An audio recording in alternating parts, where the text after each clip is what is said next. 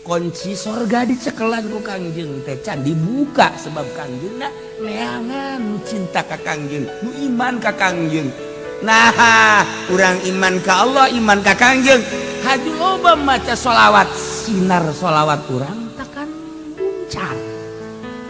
ketempa ku Kangjeng Nabi ayo gade dibariskeun ku Kangjeng Nabi ya Allah ya Rabb dibariskeun ku Kangjeng Nabi. Nah setelah dibariskan kan eta baturna reuleuh itu baris di ka mana sorga pan sia mah teu milu baris aing tilok maca sholawat aya teh aing ngaji di Cilongok aing maca sholawat aing mah ngopi ieu permasalahan eta ngopi teh ngaganggu eta ya Allah ya Rabbi tuh Agung